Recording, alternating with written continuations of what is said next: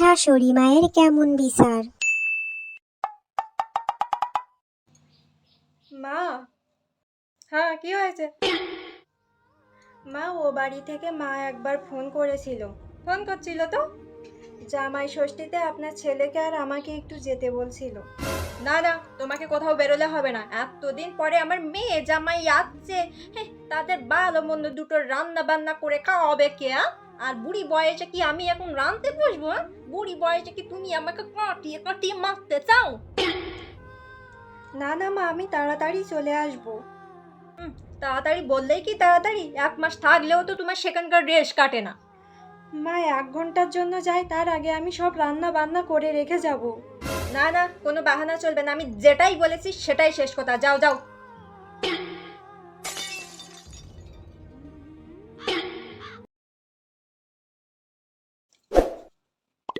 ও জামাই চলে এসেছ? সাথে মেয়ে কই? মেয়ে বাড়িতে অনেক কাজ তো শাশুমা, তাই আসতে পারিনি। ও, তাহলে আমার মেয়েকে কাটিয়ে কাটিয়ে মারছো? লঙ্গি পরেই চলে এসেছ? শাশুমা খেতে কাজ করছিলাম, হঠাৎ ভাবলাম জামাই ষষ্ঠী, তাই চলে এলাম। তো তোমার হাতে মাছ কই? মাছ শৌর বাড়ি আসতে গেলে যে সংসারের জন্য একটু মিষ্টি মাছ মাংস নিয়ে আসতে হয়, সেটাও যে এখন ভুলে গেছো। আসলে চাচুমা বাজারে অনেক ব্যস্ত, তাই আর কি। অত আর অজুহাত দিতে হবে না। বিয়ের প্রথমে তো এরাম, তারপর এরাম, তারপর এরাম, এখন তো হাতে কিছু আর জোটে না।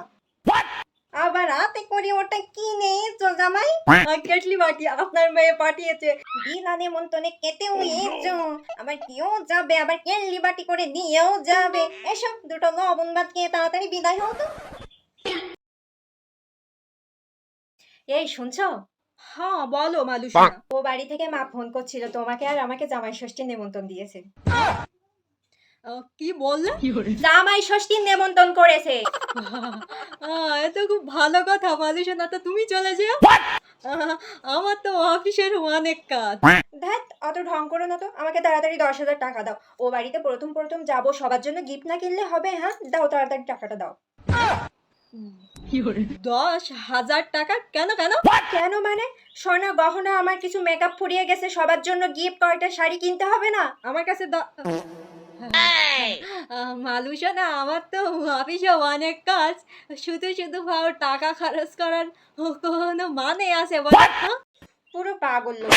পাগল কি হয়েছে সারে? শ্বশুর বাড়ি গেলেই তো 14 গোষ্ঠীর জন্য আম জাম কাঁঠাল লিচু মাছ মাংস নিয়ে যাও। জামাই ষষ্ঠী শেষ, আমার অবস্থা বাবু সাপ, 1 টাকা দে বাবু সাপ। হ্যালো গাইস, আমি আছি তোমাদের সাথে সেই খিস্তি খাওয়া ভাইরাল মামুনি। আর তোমরা যাকে বেডে খক খক করে কাশতে দেখছো, সে আমার ঠাকুমা। আমার ঠাকুমা কিছুক্ষণের মধ্যে মারা যাবে, তারপর চলে যাবে শ্মশানে। তো ঠাকুমা, সবাইকে হাই করো, হাই করো। আমার অডিয়েন্স তোমাকে দেখছে, হাই করো। গাইস দেখো দেখো, আমার ঠাকুমা তোমাদেরকে হাই করছে। এখন আমি ঠাকুমার কাছ থেকে জানবো যে ঠাকুমার কেমন ফিল হচ্ছে। ঠাকুমা তুমি একটু শেয়ার করো, আমার অডিয়েন্স তোমাকে দেখছে। অডিয়েন্স দেখুন দেখুন, আমার ঠাকুমা বলার চেষ্টা করছে, দেখুন। তো গাইস দেখো, আমার ঠাকুমা কিছু বলেছে না। আমার ঠাকুমা ওটার খাবে, কিন্তু ইম্পসিবল ঠাকুমা, আমি তো এখন ব্লগ করছি আর আমার এক হাতে ক্যামেরা। তো গাইস, আর কিছুক্ষণ বাদেই আমার ঠাকুমা, অর্থাৎ 10-12 মিনিট পর এই পৃথিবী ছেড়ে চলে যাবে। তোমরা আমার ঠাকুমার জন্য দোয়া আশীর্বাদ করো, যাতে আমার ঠাকুমা নরকবাসী, সরি স্বর্গবাসী হতে পারে। কিছুক্ষণ পরেই তাকে শ্মশানে নেওয়া হবে। তো আমি সুন্দর সেজে গুজে তোমাদের সাথে সেই ব্লগ ভিডিওটা শেয়ার করব। ততক্ষণ তোমরা পাশে থেকো, সাথে থেকো। আজকের মতো টাটা।